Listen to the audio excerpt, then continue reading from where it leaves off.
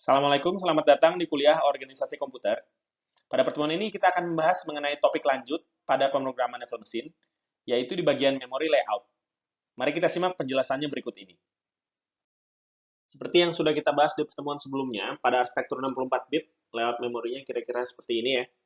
Kita akan lihat secara teoritis banyaknya alamat ya yang bisa disimpan di memori itu kan berarti kalau 64 bit 2464 ya.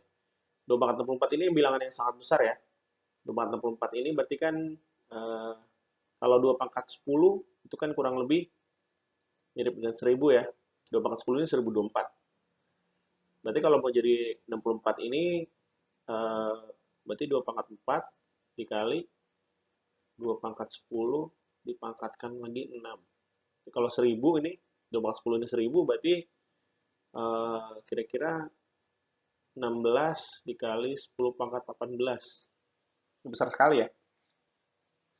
Hanya dalam implementasinya di implementasi itu dibatasi yang bisa dipakai hanya 2 pangkat 47. Ini dia. Ya, jadi 7 diikuti dengan 11F kalau dalam heksa. 7 itu 7 diikuti F itu ini ya. Ya berarti angka satunya 3 angka 1 diikuti dengan 11 kali 4 44. Jadi 47 angka 1. Ya, ini banyak sekali kalau dihitung kira-kira 128 terabyte ya.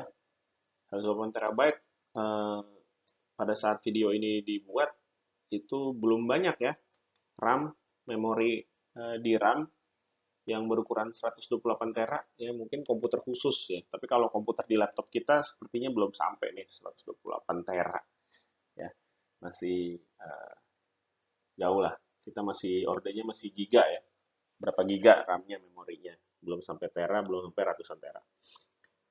Jadi ini di layout ini kita lihat di awal ini yang paling atas ya kita tahu yang paling atas ini sebelumnya kita lihat dia dialokasikan untuk stack. Nah, jadi runtime stack ya untuk pengalamatan itu di paling atas sini. Kemudian dia nanti akan growing bertambah ke arah bawah, ke arah top ya. Jadi kan topnya di bawah nih. Top, bottom.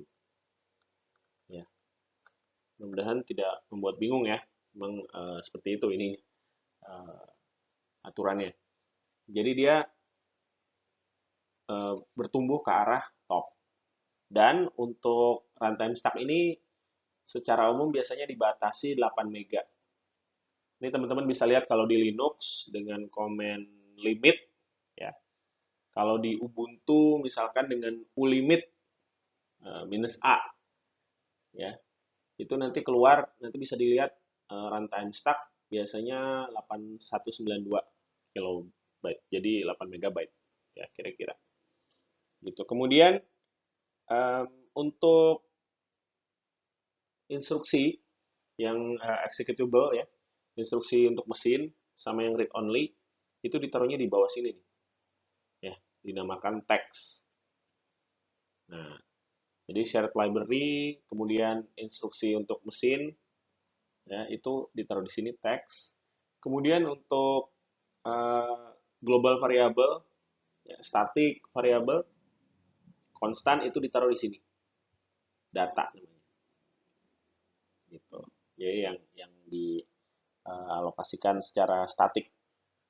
Nah, sedangkan untuk alokasi memori ya itu di heap ini, heap ini sih.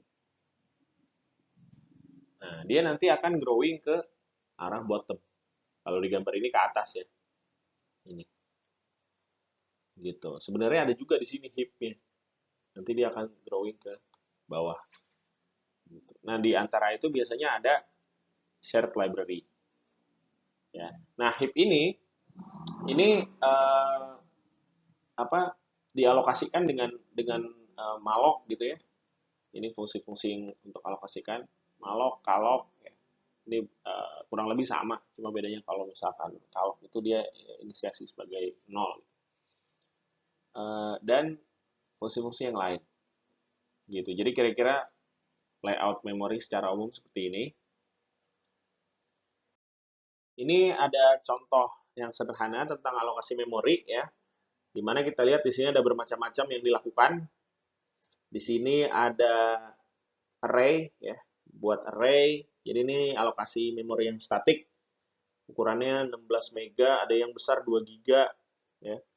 Kemudian ada inisiasi integer variabel namanya global, nilainya 0. Kemudian ada fungsi yang tidak melakukan apa-apa ya, hanya return 0 aja ya, namanya fungsinya useless. Kemudian ada fungsi main. Ini di mana di dalam fungsi main itu ada, nah ini ada dynamic allocation ya, memori dengan malloc. Jadi dia minta alokasi memori secara dinamik. Dan ini yang akan masuk ke heap nanti. Ya. Ini akan masuk ke heap, nanti yang ini akan masuk ke static, berarti ke data ya. Terus yang fungsi-fungsi ini akan masuk ke, ini kan executable, jadi masuk ke text. Ya. Kita lihat selanjutnya. Nah ini setelah jadi bahasa mesin ya, jadi bahasa assembly, kita lihat nih alamat-alamat ya di memori. Jadi untuk local variable ditaruh di stack, kemudian stack itu bertumbuh ke bawah kalau di gambar ini, tapi ke arah top ya, bottom. Kemudian yang tadi dynamic allocation memorinya itu yang pakai malloc nih P1 sampai P4 itu ada yang ke heap yang di atas sini, ada yang ke heap yang di bawah sini. Kalau yang di atas ini akan growing ke arah bawah kalau digambar ke arah top. Sedangkan yang di bawah ini akan growing ke arah bottom, ke atas kalau digambar. Kemudian tadi ada big array, huge array yang ukurannya berapa mega dan 2 giga ini ya. Ini berapa mega tadi.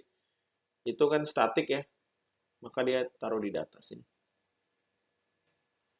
Terus kemudian ada fungsi-fungsi yang tadi ada fungsi useless yang tidak melakukan apa-apa, nyari nol. Kemudian ada fungsi main yang tadi itu fungsi masuk executable, masuk di text.